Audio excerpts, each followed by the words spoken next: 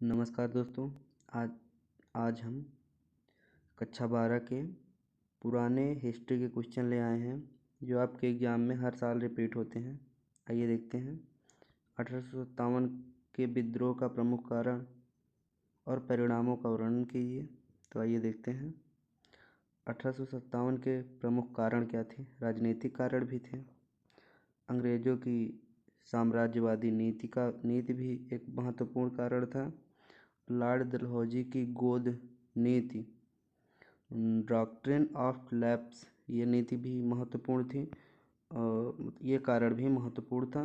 और भारतीय शासकों और जमींदारों का अपमान, ये कारण महत्वपूर्ण था। और एक कारण इसमें नहीं लिखा गया है जो सैन्य विद्रोह, ये कारण भी बहुत महत्वपूर्ण था। आइए आगे देखते हैं। आर्थिक कारण क्या थे? आर्थिक कारण में किसान और जमींदारों पर भारी कर, भारतीय कारीगरों और व्यापारियों का शोषण। तीसरा, सामाजिक और धार्मिक कारण क्या थे? भारतीय समाज और परंपराओं में हस्तक्षेप कर रहे थे ये लोग।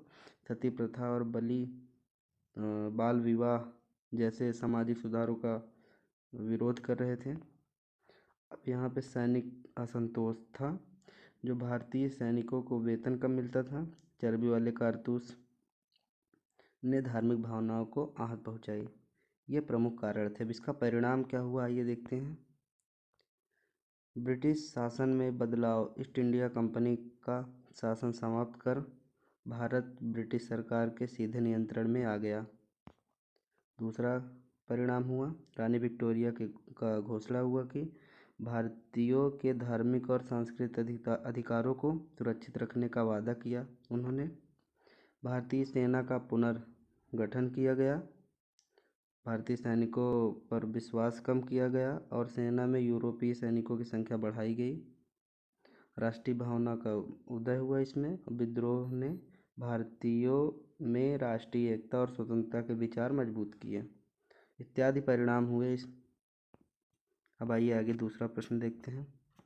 गुप्त काल को स्वर्ण युग क्यों कहा जाता है? तो गुप्त काल का आपका टाइम पीरियड है ये 320 ईस्वी से 550 ईस्वी तक इसका टाइम है। को भारत का स्वर्ण युग कहा जाता था। क्यों कहा जाता था? कला और वास्तुकला का काफ़ी विकास हुआ। अब साहित्य में देखते हैं। कालिदास जैसे कवियों की रचनाएं, अभिज्ञान शकुंतलम और मेघदूत जैसे ग्रंथ की रचना हुई संस्कृत में। अब विज्ञान और गणित में देखते हैं। आर्यभट्ट शून्य और दशमलव प्रणाली का विकास हुआ आर्यभट्ट द्वारा। खगोल शास्त्र के रूप में महत्वपूर्ण खोजें भी हुई। अब धार्मिक सहिष्णुता देखते हैं। हिंदू धर्म के साथ साथ बौद्ध धर्म और जैन धर्म का भी विकास हुआ। सांस्कृतिक समन्वय, तो राजनीतिक स्थिरता आई। गुप्त शासकों के कुशल प्रशासन इसमें दिखे और शांति और समृद्धि का वातावरण बना था, इसीलिए इसे स्वर्ण युग कहा गया। तीसरा प्रश्न, अशोक के धम्म की विशेषताएं और उनके प्रभावों की व्याख्या कीजिए। तो इसमें अशोक के धम्म की विशेषताएं क्या थीं?